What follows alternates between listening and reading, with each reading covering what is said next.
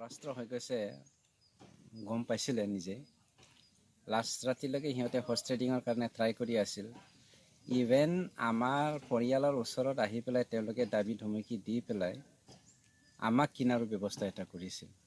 হয়, আমাৰ পৰিয়ালৰ ওচৰত আহিছে, আমাৰ ওচৰত তেনেকৈ ডাইৰেক্টলি অহা নাই। কোনো এজন কোনো 50 কোটি কাৰোবাক 100 কোটিলৈকে কৈছিলে। 100 কোটি মোৰ ওচৰলৈকে অহা নাই, কিন্তু আমাৰ মানুহবিলাকৰ ওচৰত আহিছিল, কিয়নো মোক জানে সিহঁতে আৰু কিনিব নোৱাৰে বুলি। কিন্তু প্ৰথম ট্ৰাইটো মোকেই কৰিছিলে, আৰু মই অন ৰেকৰ্ড সেইখিনি আপোনালোকক দেখুৱাব পাৰোঁ, সময় আহিলে মই ক'ম। এনে লিডিঙত কোন আছিল? BPF-ৰ কোন ধৰণৰ নেতা আছিল এইবিলাকত? লিডিঙততো হাগ্ৰামা নিজেই লিডিং কৰিছিল। আৰু আপোনালোকৰ পৰিয়ালবিলাকৰ সৈতে যিসকলে যোগাযোগ কৰিছে তেওঁলোক কোন আছিল? তেওঁলোকৰ ৰাইট এণ্ড লেফ্ট আহিছিলে, হাগ্ৰামাৰ মানুহে আহিছিল। ইভেন আমাৰ UPPL লিডাৰবিলাকক সকলোকে মানে লগ কৰি পেলাই ডাইৰেক্টলি তেওঁলোকে হেৰি কৰিব বিচাৰিছিল, তথাপিও ছাকচেছফুল নহ'ল। আৰু এইবাৰ চাগে সিহঁতে কোৱা ধৰণে 6 মাহৰ পাছত চৰকাৰ গঠন কৰিম, সেইটো এনে উদ্দেশ্যহীন তেওঁলোকৰ কোৱা কথাটো। ধৰি লওক, আমাক যদি 4জন কিনিবলৈ হ'লে 400 কোটি লাগিছিলে, আৰু চাৰিজনকে EM দিব লগা দিম বুলিও কৈছিলে, তথাপিও আমাৰ কোনো সিহঁতৰ ওপৰত বিশ্বাস নাৰাখি যোৱা নহ'ল। এনে ইহঁতে যিটো টকা দিব বিচাৰিছে, ইমান টকা সিহঁতে ক'ত পালেহেঁতেন? সেইটো ভগৱানেহে জানিব, আৰু তেওঁলোকে কি কয়। 100 crore মিনিমাম 400 crore 4জনত। হয়। ইমান সহজ নহয়, কিন্তু সিহঁতৰ কাৰণে সহজ, কিয়নো তেওঁলোকে এটা মেছেজ লিখিছিলে, মানে কি লাগে লগ, তথাপিও আমাক এইবাৰ বচাওক, ক্ষমা কৰক, আৰু জীৱনত জাতিৰ নামত আমি এনেকৈ বেয়া কাম নকৰোঁ, এনেকুৱা মেছেজো আমালৈ পঠিয়াইছে। সেইবোৰ চালে মানে সিহঁতে যিমান তেওঁলোকৰ লগত আছিল সমস্ত তেওঁলোকে মানে কি কয়, তেওঁলোকৰ মাজত যিমানখিনি আছে সেইখিনি চব দি পেলাইও হয়তো চাগে সিহঁতে কামটো কৰিব বিচাৰিছিলে। নাই, তেওঁলোকে যে শুনিলে আপোনালোকে বি ফিৰেংগা, নৱনিৰ্বাচিত পাৰিষদ এজন বি ফিৰেংগা ওৰফে ৰঞ্জিত বসুমতাৰী। তেখেতে উল্লেখ কৰিছে যে, আৰু ইয়াৰ নেতৃত্বত আছিল হাগ্ৰামা মহিলাৰী, এই কথা উল্লেখ কৰিছে ৰঞ্জিত বসুমতাৰী ওৰফে বি ফিৰেংগাই। আৰু পাৰিষদসকলৰ পৰিয়ালক 50ৰ পৰা 100 কোটি দিয়াৰ অভিযোগ, অৰ্থাৎ প্ৰলোভন দিয়াৰ অভিযোগ উত্থাপন কৰিছে। 4জনকৈ পাৰিষদক ক্ৰয় কৰিবৰ বাবে 4জনকৈ পাৰিষদক কিনিবলৈ চেষ্টা কৰিছিল, আৰু 4জনকৈ পাৰিষদক 100কৈ 400 কোটি টকা দিয়াৰ কথা উল্লেখ কৰিছে, অৰ্থাৎ দিয়াৰ প্ৰলোভন দেখুৱাইছিল হাগ্ৰামা মহিলাৰীয়ে। কিন্তু তেওঁলোক অমান্তি হ'ল বুলি কৈছে।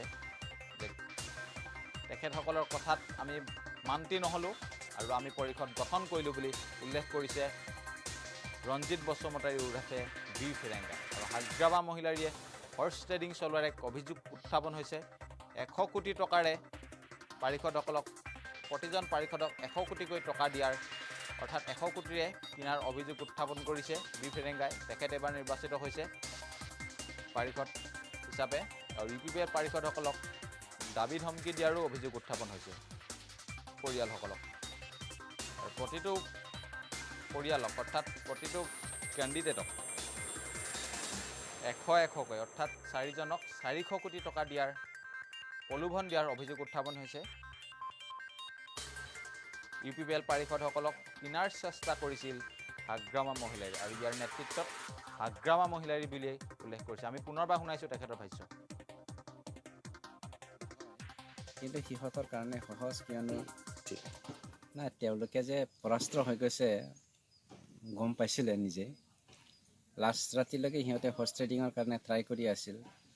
ইভেন আমাৰ পৰিয়ালৰ ওচৰত আহি পেলাই তেওঁলোকে দাবী ধমকি দি পেলাই আমাক কিনাৰো ব্যৱস্থা এটা কৰিছিল। হয়, আমাৰ পৰিয়ালৰ ওচৰত আহিছে, আমাৰ ওচৰত তেনেকৈ ডাইৰেক্টলি অহা নাই।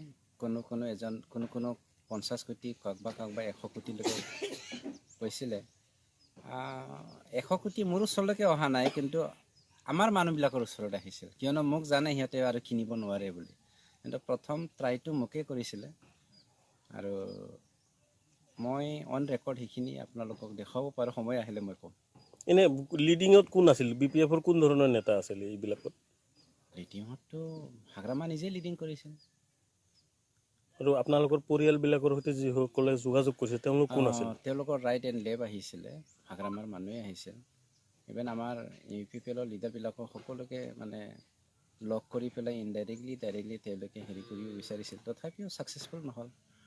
আৰু এইবাৰ চাগে সিহঁতে কোৱা ধৰণে 6 মাহৰ পাছত চৰকাৰ গঠন কৰিম, সেইটো এনে উদ্দেশ্যহীন তেওঁলোকৰ কোৱা কথাটো।